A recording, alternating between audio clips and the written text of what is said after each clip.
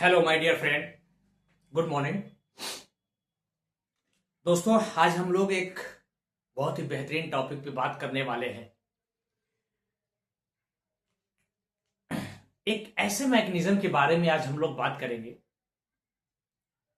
जिसको अल्लाह ने, नेचर ने, ईश्वर ने हमारे बॉडी के अंदर सेल्फ इस मैकेनिज्म को रखा हुआ है। जब कभी ऐसी सिचुएशन आ जाती है जिससे हमारे बॉडी का मैकेनिज्म डिस्टर्ब होने लगता है, तो उस कंडीशन में हमारी बॉडी खुद ही उस डिस्टर्ब हुए मैकेनिज्म को कंट्रोल करती है और ये एक नॉर्मल नेचर मैकेनिज्म है। तो दोस्तों, चलिए हम लोग बात करते हैं आज इसी मैकेनिज्म के बारे में। तो first of all, before going to topic, हमें ये जानना बड़ा जरूरी है कि हाइपोवैलूमिया, हाइपोनेट्रीमिया, हाइपोटेंशन क्या होता है।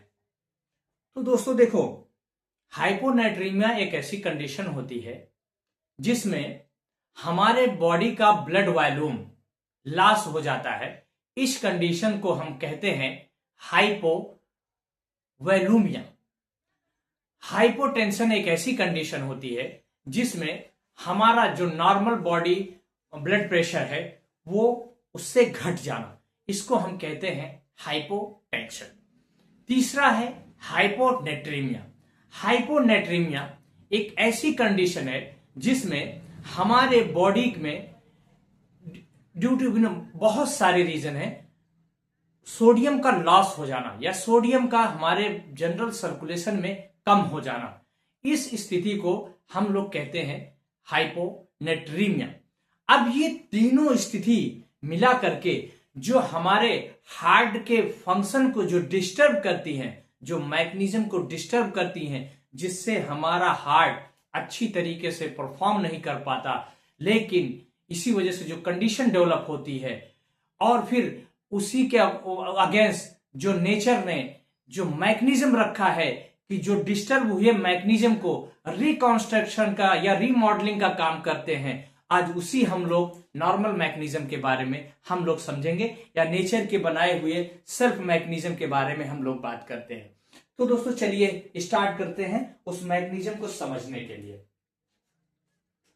देखिए, सेंट्रल में मैंने यहां पूरे सेंट्रल में एक बॉडी बनाई हुई है।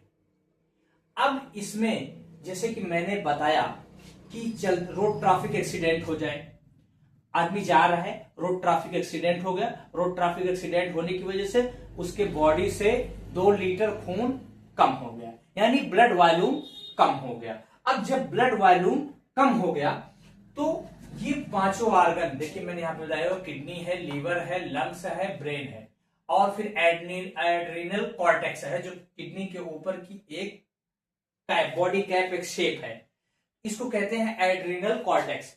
अब ये पांचों ऑर्गन मिला करके हार्ट को कैसे प्रमोट करते हैं, हार्ट के फंक्शन को कैसे मेंटेन करते हैं, आइए हम उसी मैकेनिज्म के बारे में जानते हैं।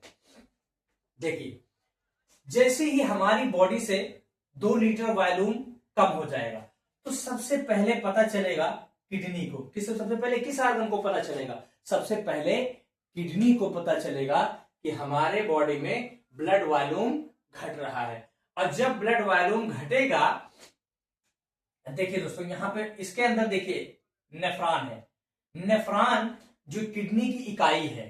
अब यहां से जैसे ही ब्लड आएगा तो इसको यहां पे एक ब्लड मेजरिंग डिवाइसेस मौजूद है जो नेचर ने नॉर्मल रखा हुआ है। तो जब यहां पे ब्लड वॉल्यूम आएगा तो इस मेजर डिवाइस को पता चल जाएगा कि ब्लड वॉल्यूम कम है। तो ये क्या करेगी, ये सेल्स क्या करेगी, ये रेनिन को इंक्रीज करेगी, ब्लड में क्या करेगी, रेनिन को इंक्रीज करेगी।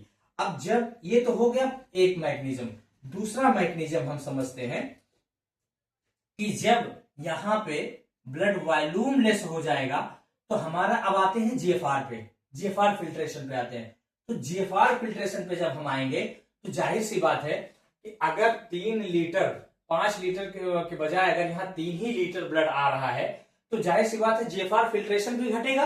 तो जीएफआर फिल्ट्रेशन घटेगा और जीएफआर फिल्ट्रेशन का भी फंक्शन लेस हो जाएगा, और लेस हो जाएगा तो ये क्या होता है, एक नॉर्मल ऐसा मैकेनिज्म है जो हमारा जब यहां से सोडियम पास आउट होगा तो हमारा डिस्टल कॉन्ग्लेटल ट्यूबुल में तो हमारा जो 65% वाटर है ये हमारी बॉडी खुद रीअब्जॉर्ब कर लेती है, यानी 65% वाटर हमारी बॉडी सेल्फ रीअब्जॉर्ब कर लेती है हमारे टिश्यू में।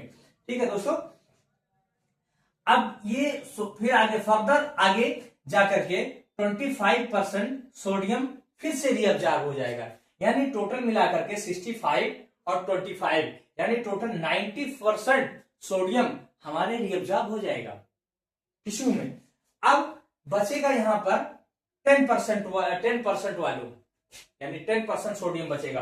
तो जब 10% सोडियम यहां पे बचेगा तो यहां पे एक और सेल नेचर में प्रकृति ने बनाया हुआ है, क्या बेहतरीन सेल बनाया है, इसको कहते हैं सोडियम सेंसर डिवाइस। यहाँ पे एक प्रकार की सेल है, इस सेल को हम यूं भी समझ सकते हैं कि अल्लाह ने सेंसर के रूप में रखा हुआ है। सोडियम को एक आभास हो जाता है कि यहाँ पे सोडियम कम है। अब ये सेल क्या करेगी, ये सेल क्या करेगी, सेंट्रल नर्वस सिस्टम से मदद मांगेगी, और जब सेंट्रल नर्वस सिस्टम से मदद मांगेगी तो सेंट्रल नर्वस सिस्टम क्या करेगा, यहाँ पे नॉरएपिनेफ्रिन को भेजेगा, नॉरएपिनेफ्रिन सेंड करेगा।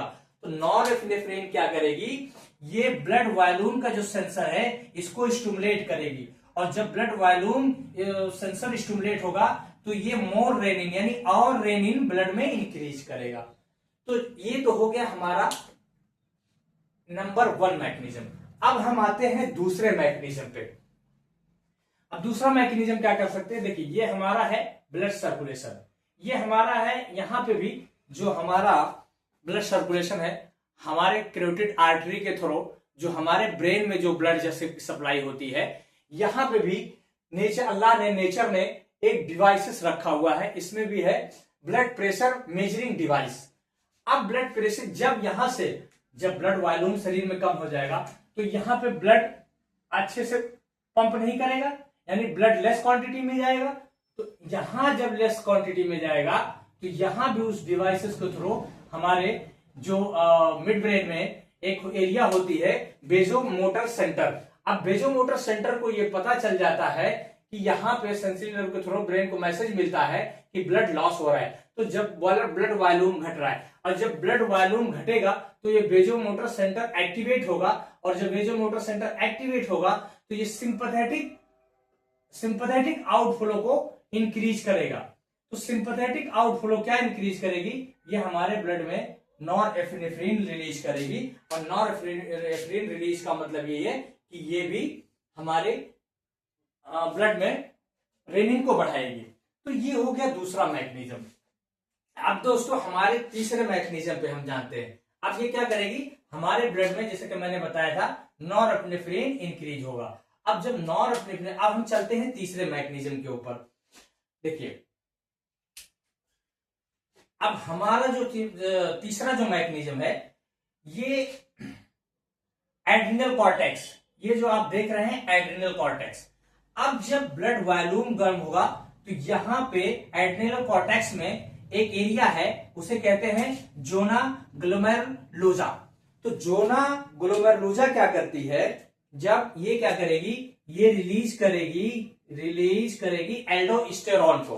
तो एल्डोस्टेरॉन को जब रिलीज करेगी तो ये क्या करेगी, सोडियम, एक प्रकार का सोडियम पोटेशियम एटीपेजेज है, एक प्रकार का ये फंक्शन है सोडियम एटीपेजेज फंक्शन।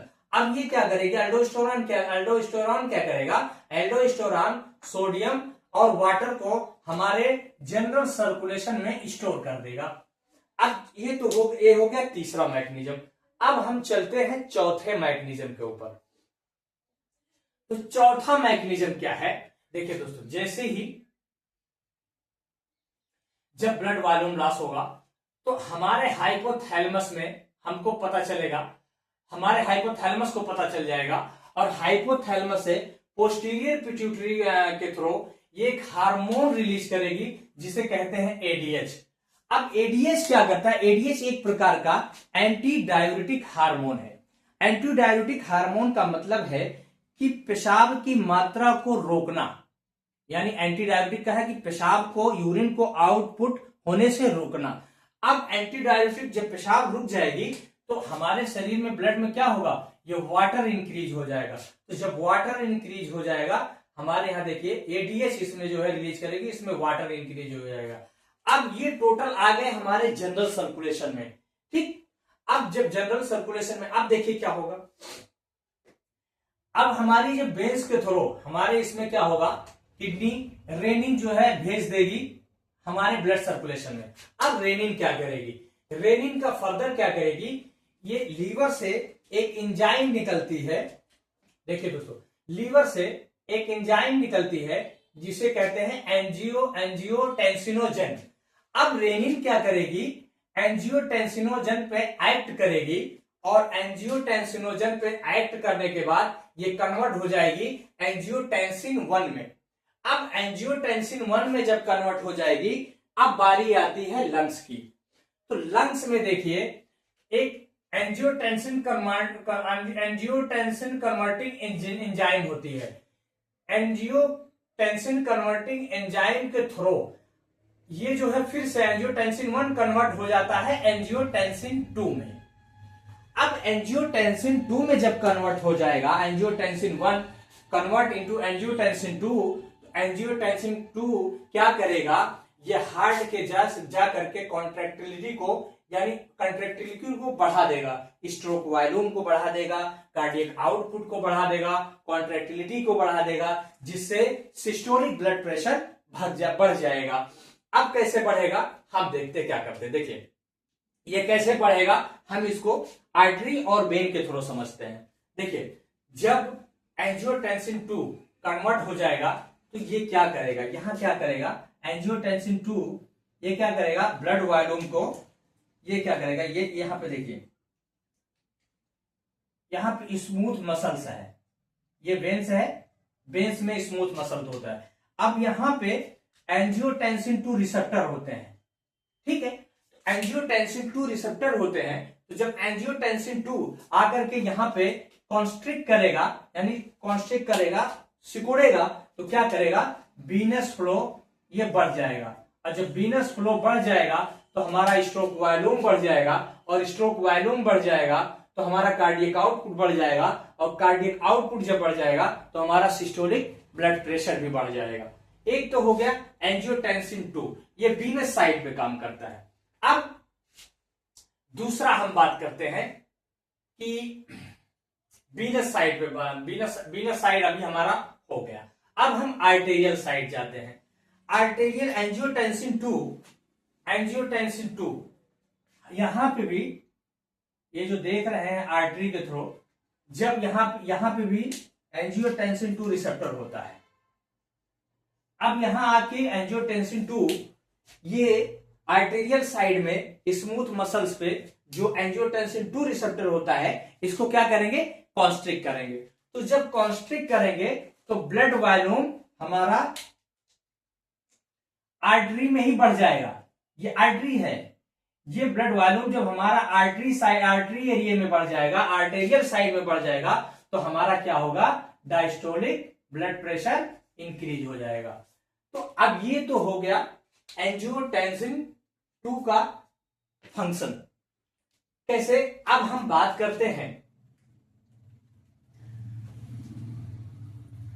पांचवें के बारे में। बात करते हैं हम पांचवें मैकेनिज्म के बारे में। तो देखो पांचवा मैकेनिज्म ये है कि हमारा ये जो मैकेनिज्म है ये हमारा सेंट्रल सिंपैथेटिक आउटफ्लो को बढ़ा देता है। सेंट्रल सिंपैथेटिक आउटफ्लो जब बढ़ेगा तो ये क्या करेगा कि पोस्ट गैंग्लियोनिक यानी प्री गैंग्लियोनिक से पोस्ट गैंग्लियोनिक क्या करेगा, और ये पोस्ट गैंग्लियोनिक हमारा नॉरएपिनेफ्रिन रिलीज करेगा, और नॉरएपिनेफ्रिन जब रिलीज करेगा तो हमारा टारगेट जो सेल है, जो हमारा टारगेटेड सेल है, टारगेटेड सेल कहां होगा, टारगेटेड सेल हमारा दिल का टारगेटेड सेल है। अब ये टारगेट टिश्यू पे काम करेगा, वीनस साइड पे काम करेगा, आर्टेरियल साइड पे काम करेगा, और मायोकार्डियम में काम करेगा। सेम यही प्रोसेस है जो मैंने बताया था। तो सिंपैथेटिक आउटफ्लो भी नॉरएपिनेफ्रिन रिलीज करेगा और नॉरएपिनेफ्रिन भी जाएगी यहाँ पे कॉन्स्ट्रिक्ट करेगी तो ब्लड वॉल्यूम को बढ़ाएगी और जो ब्लड वॉल्यूम को बढ़ाएगी तो सिस्टोलिक ब्लड प्रेशर को बढ़ाएगी, डायस्टोलिक ब्लड प्रेशर को बढ़ाएगी। तीसरा एक चीज इसमें रह गया था बताने के लिए, ये देखिए ये एल्डोस्टेरोन सिस्टम क्या करेगा। एल्डोस्टेरोन सिस्टम जब हमारे ब्लड में सोडियम की मात्रा बढ़ा देगा और वाटर की मात्रा बढ़ा देगा तो सोडियम हमारे शरीर में जब बढ़ जाता है तो क्या होता है, उससे हमारा ब्लड प्रेशर बढ़ जाता है। तो ओवरऑल ये पूरा मैकेनिज्म आप लोगों ने देखा, आप लोगों ने समझा कि ये पूरा मैकेनिज्म कैसे हमारे इस हार्ट को सुरक्षा देता है जब ड्यू टू एनी रीजन, जब भी कोई ऐसी सिचुएशन आ जाती है तो हमारा बॉडी कैसे इसको सेल्फ डिफेंस करता है और क्या सेल्फ डिफेंस करके हमारे हार्ट को फंक्शन पे रिकंस्ट्रक्शन फंक्शन पे लाता है। ये पूरा जो आप सिस्टम, ये पूरा मैकेनिज्म जो आप लोगों ने समझा और देखा और सुना, इस सिस्टम को टोटल हम कहते हैं रास। क्या है दोस्तों? रास। अब रास का मतलब क्या है? रास का मतलब ये होता है रेनिन,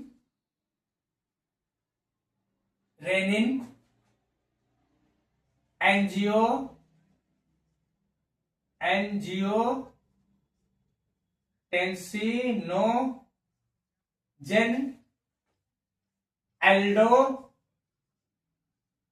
एल्डोस्टेरोन सिस्टम।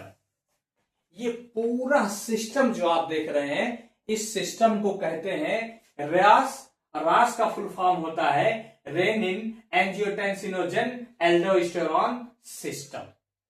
तो दोस्तों आज की वीडियो कैसी लगी, और अगर दोस्तों अच्छी लगी हो तो like and comment and share करना ना भूलें। और दोस्तों हो सके तो इस वीडियो को ज्यादा से ज्यादा वॉच करिए, दूसरे लोगों को भी समझाइए, ये बहुत बताइए और बहुत अच्छी वीडियो है, एक अच्छी नॉलेज हेल्पफुल वीडियो है। मेरा हौसला बढ़ाइए।